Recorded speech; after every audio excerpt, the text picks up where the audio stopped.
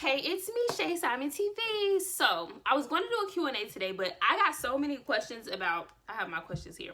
I got so many questions about the interview process, how I landed my job in the field, and just a lot of journalism questions. So, I figured I'd just do a video more about the interview process and how I landed a job in the industry rather than do the Q&A right now, because clearly this is what you guys want to know about. So, I'm just going to start with my interview process and how I ended up in the station that I'm at and how it was for me graduating college and basically getting in the field. I'll just tell my story. So I graduated in December, so I started applying maybe around September. It was after around homecoming, so September, October I started applying. But I will say that the application process for jobs starts before that time comes, if you get what I'm saying. I already had internships galore. I'd been interning since I was about to say 9th grade year. Since my freshman year of college, I'd already been interning. I had already been shadowing people. I had connections. I'd been going to conferences. I'd been really out there already before it was time to apply. So a lot of times what I explain to people is that you can't wait until your senior year of college or after college to talk about applying for jobs and you don't have any type of experience to put on there. That can really keep you from getting a job. Just like anything, you need experience. And as a journalism student, that is your experience. Your internships, shadowing people who you know, that is what you can put on your resume to be marketable, even though you've never had a job in the field. So I will start by saying that I started building my resume as soon as I got into college. I was already doing things. I've said this in so many videos, but yes, I already had that resume built. So I had my resume built. Now I'm a few months out from graduation, and that's when I really started applying for jobs. And so what I did was I started with who I knew. A lot of people ask me what websites that I use. I didn't really use websites per se until the latter end of my application process. I started by reaching out to people that I knew worked in markets that I could work in and asking them, did they have any openings, or asking them, did they know anybody else that has openings at their station, and really using my network. Go to your network first. And now, first, let me also break down what TV markets is. So for those who don't know, it's okay because I didn't learn this until my, I think, sophomore year of school. But the U.S. is broken up into markets. It's 210, I believe, TV markets. And this is the size of cities, how many people watch, and things like that. So New York is number 1. To put it into perspective, Orlando is market 16. I'm in market 74. So first of all, when you're coming into the industry, like I said, it's over 200 markets. So you need to be realistic about what market you see yourself in. You can say, oh, I want to work in Atlanta straight out of school. Let me tell you what market Atlanta is. Market 10. Atlanta is market 10 on an over 200 market list. So that's the first step I would say, is narrow down where you think you can land a job depending on your experience. So I was aiming for top 100. But I was all over. I applied all over. I didn't limit myself, meaning that I didn't say, oh, this is too high, I'm not applying. And I also didn't say oh, this is 102, can't apply there. I was pretty open, but I knew that my goal was top 100, which the industry is changing so much. But once upon a time, you had to start out in the hundreds and work your way up and go top 100, top 50, top 20. Now, depending on your experience and how good you are, you can start in the top 50. So again, looking at your experience and your resume and what you have, that's how you determine what market you want to aim at. And then again, start from the people that you know, your network, and then work your way up into these websites that you can use. I use TV Jobs. I think tvjobs.com. They have like what stations are open right now, and you know where you can apply and things like that. So that's a good website to use. I don't really know anymore. Like I said, I wasn't really using websites. I really was trying to go off of my network, and then people were telling me like, oh, this place has an opening, and they'll send me the link, or they'll be like, oh, my friend works here, reach out to them. That's the best way to do it. Like, this is truly it's not what you know, is who you know type of business. So that is great. And then once I start applying to places, I had a spreadsheet. I actually got this from another student from my school at the time who graduated before me. But I had a spreadsheet of all of the stations that I applied to. And so I'll put like the name of the station, who I knew from there, like if I had any connections to the station, like who I would put down for my reference. I would put like every time that if I had an interview with them, or if I never heard back, I would update that in the spreadsheet. Put, of course, the city where it's at. If I really was interested in a job, I'll put like cost of living. Just all of this is on like an Excel sheet. So it's like, boom, first station, everything I know. Boom, second station, everything I know.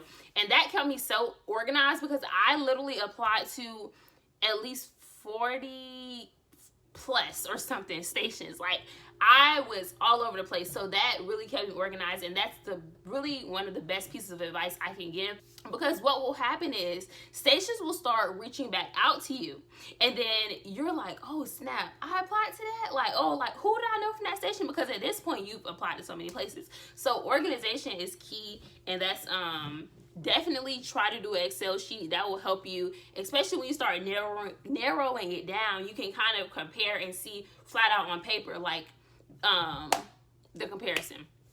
So another question that people ask, a lot of people ask me how long before you hear back from a station, and it really just all depends. Some stations I literally heard back within like 1 or 2 days. Like, I apply or I send an email and boom, they'll be calling me like, hey, we saw you apply. Other places I never heard back from. And another question people had is, do jobs deny you? And I really I don't really remember many jobs. I don't remember any jobs. I don't think any jobs really denied me. Like, you just kind of start hearing back. Like they kind of like, ghosted me. Like, either I applied and never heard back, or we like talked a few times and then like we never really talked anymore after that, like that type of thing. But it just really all depended on the station. Some stations were quick, and some it took a few weeks or even like a month later, and they'd be like, oh, you applied for this, and it's like, oh, I already got a whole job now. Like, I'm not even on that anymore. So that just all depends. Another question people had is, what do employees look for? So I think with any industry, any job, of course, you have the basic things like eager to work, comes to work on time, has a great attitude, those type of things. But more specifically, what people are looking for in a reporter that's straight out of school is knowledge about news. You know what's going on. You know how to write. You know how to write a story. You know how to get a story. You know how to pitch a story. You have experience in a newsroom, and that comes like internships and things like that. They want to know that basically when we give you this job, you know what you're doing. You know what's up. And so a major thing is definitely knowing how to write. If you're MMJ, meaning that you don't have a cameraman, you have to know how to shoot, know how to edit. And granted, every editing software will be different depending on the station, but experience editing, those things are important. Basically, things that you'll be doing on the job, they need to know that you have some type of experience already doing it. Definitely, you should have a reel put together, a reel. If you don't know what a reel is, I'll explain it, but if you're into the interview process, you should know what a reel is. If you're looking at this video and you're trying to find out how to apply for jobs, you should know what a reel is. But a reel is basically a digital resume that journalists use. It has, stand-ups or your anchoring and the packages that you put together, and that's like your digital resume. Is like, hey, this is what I've done. This is my best work, and it's a visual representation of that. You can literally go on YouTube, go on Google, and type in reporter reel, MMJ reel, news reporter reel, and there's plenty of reels there, and you can figure out the best way to put together yours. But that reel is key. Like, this is a digital, this is television. So it's all about what people see. So yes, your resume can look good on paper, but you're applying for an on-air position. You have to be able to deliver on air. So they need to see your reel and how you come across on TV or on the computer. So reel is very important, most important thing. Make sure before you send out a reel or a resume that you have some people look over it, whether that be a mentor, somebody in the business, but like little things that you won't even catch, like a comma is supposed to be here, or this is not AP style, or this is not capital. Make sure you have multiple eyes look over your resume and reel. Like, I know for a fact I had at least 4 people look at my resume, and everybody's going to tell you different things. So that's why it's important to have those multiple eyes and make sure you have people look at it. And then when it comes to your reel, some people are going to say, oh, this clip needs to go here, or put this story first. You have to get all those different opinions and then figure out what's best for you when it comes to your reel. Someone asked, okay, what's the difference between being persistent and being annoying? I would say a key for me getting my job and hearing back from multiple stations and getting multiple offers was that I was persistent. But I feel like I was persistent because this is something that I really wanted to do. Nobody had to say like, oh, Shay, you know, if you want this job, make sure you hit them up again. Like, no. I wanted the job. So, okay, I don't hear from them for a week. Hey, this is Shay Simon. What's up? Like, I want this job. I'm very serious about it. Just seeing if you needed any more information from me. I'm just checking in to make sure you guys haven't hired anyone. Like, if you really want it, you will naturally be persistent. And I've even had instances with people lately talking to me, and they're like, yeah, I mean, I didn't really follow up. And I'm like, that really wasn't the job for you. If you didn't follow up, or you didn't really feel the need to follow up or be persistent, then that's not the station for you. But when you're applying, you have to be persistent. One thing I've noticed now that I'm actually in a newsroom is that we get so many emails a day. Like, I mean, over one weekend, I can have at least 50 new emails. Like, it's really outrageous the number of emails that come into our inbox. So if you're emailing a news director or somebody that works there, or HR, any person that you're emailing, please keep in mind that you're amongst hundreds of emails. So that follow-up email may be the first email they see. So definitely don't feel like you're being annoying, and make sure that you're being persistent for sure. Basically, someone asked like how long they should be applying, and I would just say that until you get a job. Basically, apply until you get a job. And the main thing I would say is don't give up or don't take a break, because literally one thing I've learned in life is that your blessing is right on the other side. So like, you could literally be like, okay, I've applied to 200 stations. Today's my last day applying. And God was like, dang, tomorrow I had a job. Tomorrow, that place that you applied at, that was going to be your station. So I would say, yeah, there's no set time limit. Like I said, I started in October. I had job offers, I want to say November, December. In November, I already had job offers. December, I had job offers. And then I got my offer from my station in January. And that's how it works out for me. Other people applied 6 months out.